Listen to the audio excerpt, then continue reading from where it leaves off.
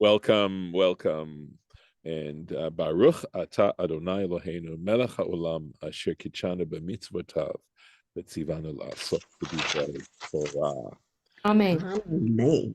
Thank you. And we are on some, I think, challenging material. Some of it challenging because it's not the easiest to understand, but challenging in another sense, in that it challenges some of our values. And it's one of those cases where I've talked about difficult Torah passages and whether the Torah is uh, really, well, Maimonides certainly, I think, adapts this position, is trying to, in being realistic and trying to make these realistic values, realizing that human nature being what it is, sometimes it's very difficult to get people to change unless you do it very gently. And to be very specific, in case you did not see yesterday's lesson or hear yesterday's lesson, basically it's saying that when it comes to a fellow Israelite, you're not allowed to treat a fellow Israelite as a slave, even if they are, and I believe the example is when a court is selling someone to pay off a theft or some other damages that this person cannot afford to pay. And so they're sold to pay for those damages by the court, and that they are not to be treated in a rigorous kind of way. But then it goes on to say that you're allowed to. It isn't really clear about it, but it does. And one other point, and it's going to come out in today's lesson, is that when it comes to fellow Israelites, they're never sold in perpetuity. On the other hand, there's some suggestion of that when it comes to people from nations that surround the Israelites, and surround the nation of Canaan. And my own, of course, sense is that I'm anti-slavery. I don't even like the concept, and just I tend to be much more universalistic in terms of how I feel other people who are not Jewish, who do not necessarily share my religious views, should be treated, and that in some ways that sort of issue transcends it. But the Torah is where it's at, and in trying to deal with it, understanding the context of where the Torah is being offered, realizing that there are places today where slavery is sadly practiced, but there's slavery, and then there are worse things than simply slavery, which is to treat that person in a disrespectful and cruel kind of way. And I believe the Torah is against that kind of thing, although that's not terribly clear here. But I would imagine that you'll see one has to sort of piece it together. So having said that, we're going to go on with the text. V'gam mibnei hatoshavim hagarim imachem. So the Torah is talking about, it says, and also from those, I'll go back. The previous verse, okay, talks about here, va'avdacha va'amatcha asher yulacha, and those servants and maidservants which you have, me'et hagoyim asher svivotechem, from the nations that surround you, mehem tiknu eved va'ama. You can purchase for them, or you shall purchase from them, an eved, slave, ama, maidservant, etc. And going on now, v'gam mibnei hatoshavim hagarim imachem, and not only from those nations that are surrounding you, but even from those who settle, right, settlers who sojourn with you. So this idea of sojourn, not a common necessarily English word, but essentially it means, because the idea of nationalism is only basically since the French Revolution, but nevertheless, there is this idea of alien as opposed to native born, even though the idea of nationality is a relatively modern term. But we're talking about people who are settling within the land of Israel at this point, right? Within the borders of the land of Israel, who are dwelling amongst them. Hagarim imachem mehem tiknu. You may purchase, you may acquire from them. umi mishpachtam, and from their families, asher imachem, that who are with you, asher holided ba'artzachem, who were born in your land. In other words, not just people who moved in from the surrounding territories, but even if they were living there and subsequently had families and offspring in the land of Israel. And this is difficult to understand, but it seems to mean they shall be to you as a possession, as an inheritance, which sounds like, in other words, essentially in perpetuity. And this is the point I'm making. This is not easy stuff to accept from an ethical, let's say, point of view or moral point of view, at least where we are today, at least most of us.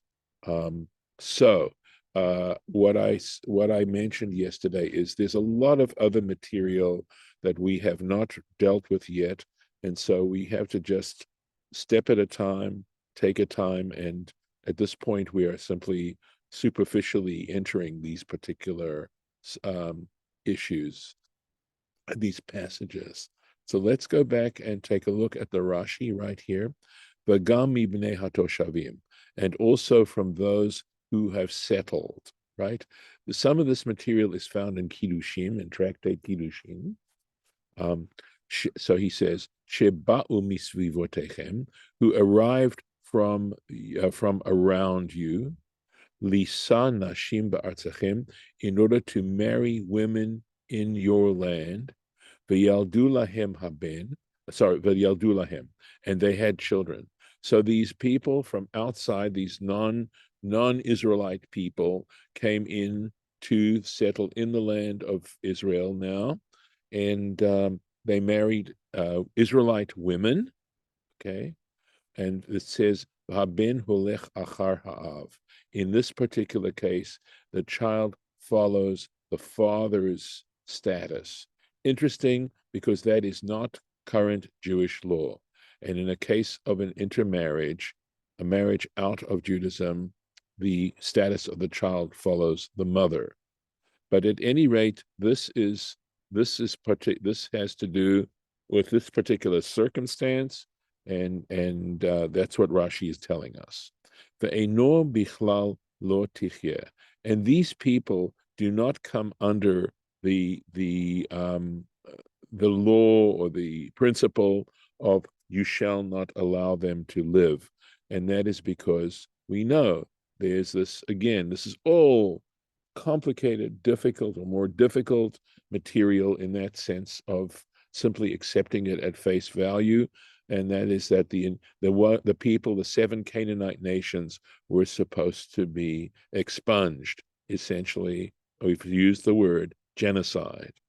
So because those people would not become slaves, because they were supposed to be expunged, and believe me, it's very hard for me to talk about this right now. So we're talking about the surrounding nations. Ela ata mutar liknoto be'evet. So they do not come under these surrounding nations, do not come under this category, but you are allowed, by the way, he says, you're permitted to acquire them as servants, as slaves. Mehem tiknu. That is, there's sort of an emphasis here that those are the ones that you're allowed to acquire. Let's see if there's any more Rashi on this. No, he goes on to the next verse. I have another, wait a Yes. second. Okay, go ahead. I just want to make sure. Yeah. So mine, other Rashi says Mayhem Tiknu, Yes. unless, because it's different than what you just read, which, but I think, Yeah. and it's mostly parenthetical, but not only, but the parentheses, this might mean that we may acquire slaves by buying from their slaves. However, the true meaning is, and here's where it's not parenthetical, you may acquire them, and then back to parentheses, the residents' children as slaves, from Right. Sifrei Chachamim, Torah Kohanim. Uh-huh. Siftei Chachamim, I think it is. You're right.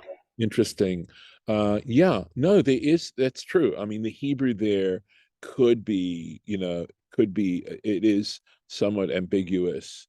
Yeah, so Rashi's, yeah, mayhem means from them you shall acquire, which could have meant, this is the point they're making, and which Siftei Chachamim is making, is that in case you think that, if these are the people who are selling you slaves, you can purchase from them the slaves they are selling to you, and it's clarifying, Rashi's clarifying it means they themselves, not so much that you purchase from them, which is the Hebrew, but of them, right? That they themselves. So if I'm understanding you correctly here. So again, I'm going to leave this, I'm going to leave this for the moment. And, with God's help, we will get back to this material and perhaps be able to find ways to understand it that are a little bit more in keeping with our own, culture and our own sense of ethics. Okay, so let's go on. The verse actually continues here. Let's see. Okay. Sorry, I just want to make sure I've got everything. Okay. Okay. V'hit nachaltem otam. And this v'hit nachaltem, it gives Rashi some pause, this particular way in which this is done, because it's reflexive. In other words, he basically, Rashi is translating it as, you may keep them as a possession, otam them. You may keep them as a possession. And we'll clarify what exactly. And then it says, Livnechem acharechem, for your children after you, lareshet, to inherit, achuzah, as a possession, leolam, right, forever. Bahem ta'avodu, through them you may, or in them you may make them serve. In other words, referring again to these slaves that were acquired from either the nations surrounding or possibly from people living within the borders of the land, but who originate from peoples from the surrounding territories. Let me make sure I got the rest of the verse. Here we go. Uva'achechem b'nei Yisrael, but I think it means here, with your brothers, children of Israel, ish be'echav, a man to his brother, Lor tirdebo b'farech. You shall not make them serve with rigor. In other words, any servant that you get that's an Israelite, right? First of all, they are in a sense your slaves, but only for a certain period of time, and you're not allowed to abuse them. Now, the fact that it says that it emphasizes the Israelites makes it sound, right? Makes it sound like it's okay to do that. It's okay to work with rigor, other people. And again, this would come under that category that I mentioned when I wrote about dealing with difficult passages. That in a sense, I like to take this as a test. That in a way, that choosing to interpret, because it doesn't say it explicitly, right? It doesn't. It just implies it, and how you choose to take that implication says a lot more about you than necessarily about the text itself. So that's one approach that I have, and of course the other approach that is saying that we are dealing with trying to change culture, that trying to change a culture is very, very difficult. Look, we see today the way in which, for example, the African American community is treated by segments of the population, and who are treated as if they are inferior, even though slavery is at this point forbidden. It isn't that long ago that we had that law come into existence, and look how long it took, and it's still taking on some levels, to try and make that cultural change, and whether or not the Torah is doing this in a way, because if it were to absolutely say you cannot do this at all, people would simply ignore it.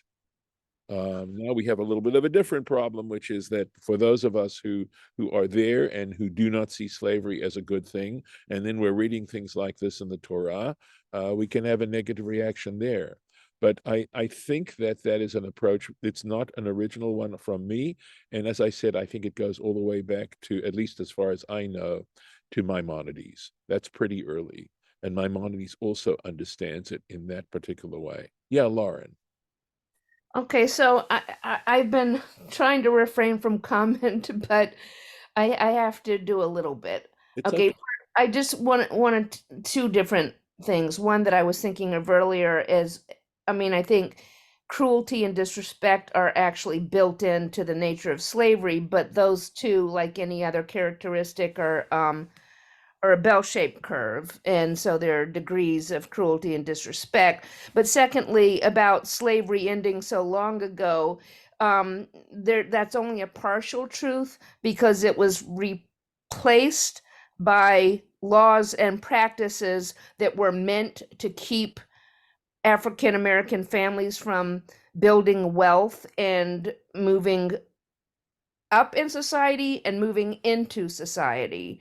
And those practices, even though some of them were starting to be somewhat dismantled with the civil rights era, they've not been they keep finding loopholes and keep ignoring them. So basically but the main thing is they have so much weight of keeping people down that it's very hard to get rid. So it wasn't just the few hundred years of slavery, and then it was the 100 years of Jim Crow, and then continuing um, laws and practices that have been deliberately unfair. So I just have to mention that to me, I see that as a little bit of correction, saying that this was so long ago because it changed its nature. It didn't completely go away.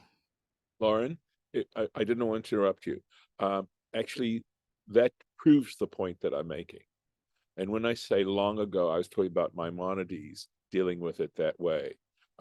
But the truth is, and I appreciate all the information you've brought, which I was unable to unearth, that you're mentioning it now, which is the point that I'm trying to make, that if the Torah is actually trying to get us past lip service, and to actually implement these things, that's possibly the reason why the Torah states it the way it does, and not to justify it.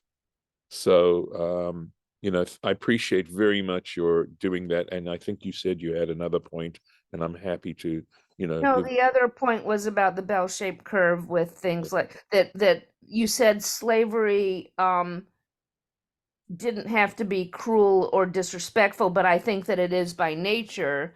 But I think also that, some slave owners may be more cruel than others and more disrespectful than others. But the whole nature of slavery is to put Right, someone in a of course, lower of position and sort of objectify that person right. And as again, on that property. note, right. But what I'm talking about is a particular type of cruelty, meaning like beating and making people do work that is just a waste of time and things like that.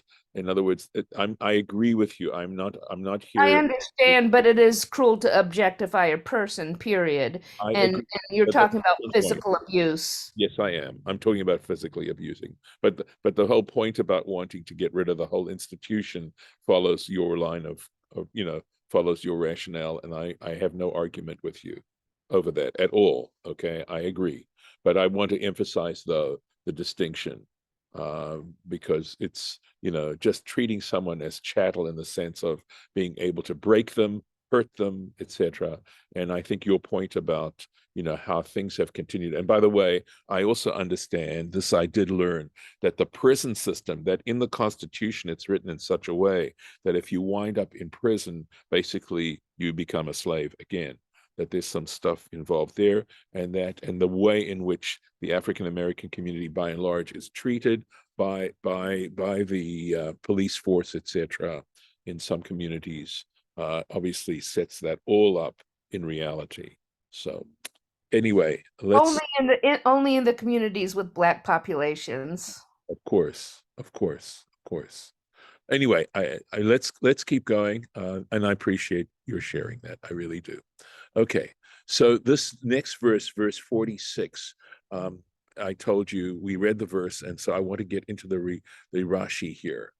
Okay, and whether I suspect here that Rashi's interpretation, we are just reading Rashi. We aren't reading Ibn Ezra. We aren't reading any of the other commentators. And I can tell you that Ibn Ezra quite often, or should I say, is known to disagree with Rashi and that it comes into debate. But anyway, here's what Rashi says. He says, so he wants to explain hitnachaltem, this word hitnachaltem. You may keep them as a possession. All right. And that is hechaziku bahem lenachala. You can hold on to them as a possession. And this is Safaria. I looked at Safaria to get that translation. Letzorech b'nechem acharechem. For the need of your children following you. So I'll finish this and then try to make sense of it because it's not clear, right? But it's saying you can hold them as a possession for the need to take care of the needs of your children after you. And Rashi goes on to say, but it doesn't make sense to interpret this hanchilum, that you should give them as an inheritance, livnechem, to your children.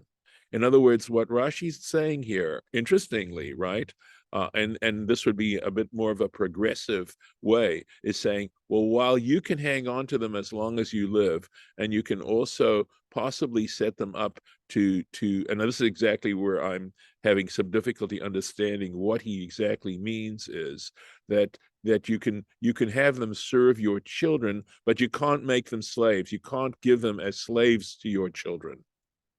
Okay, and he goes on from a grammatical point of view. He says, "She'im kain," because if this were the case, if it in fact mentioned that you can bequeath them to your children, hayalo lichtov vehinchaltem otam livnechem. It should have used a hifil form, which is a causative form. In other words, you shall cause them to be inherited to your children. And it says vehitnachaltem. It doesn't use that. It uses a reflexive form. And I feel like Rashi himself is perhaps, challenged to try and make sense of what this means. But if in fact this is what it means, then it's, obviously from my perspective, I'm happy. It's a good thing, right? In that you can't just treat them to give as inheritance to your children.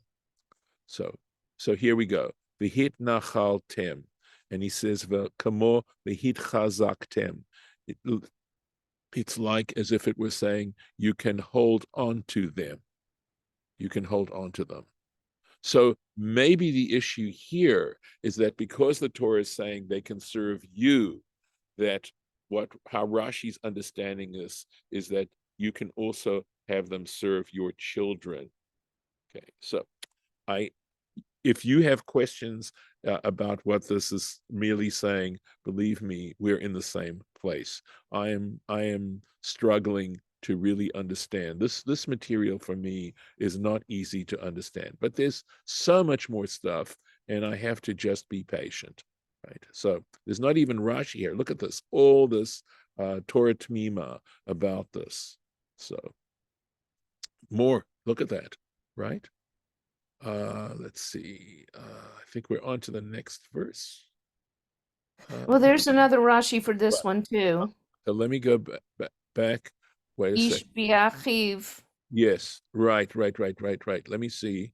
Because I feel like there's another verse. Right. Okay. Right. We did get to the end of that. All right. Let's see. Okay. Right. Here we go. Ish ba'achiv, a man to his fellow. Lahav. Okay, this is very nice because the Torah has already made this point, right? So the question is, why is it saying it again? Lahavi nasi ba'amo. Okay, to include the idea of a prince with his people. In other words, that someone who is given very high authority is not allowed to treat them like their servants and slaves. Umelech, and a king, memishartav, with his servants. The king has his retinue, he has his servants, that you're not allowed to treat them with rigor. Just because you're in a position of authority, etc., and control does not give you that kind of control. And certainly amongst fellow citizens, if you want, and I'm using, of course, an anachronism. The whole idea of citizenship, again, is linked to nationality and things like that. We're pretty much out of time. So we will stop here. And forgive me. Let's do this. Okay, see if this will work. There we go. All right. I'm sorry if I'm doing all these kinds of things, but let me mark it here. Okay. So for tomorrow. And I'll stop the share. Okay. Thank you. Hold on one second.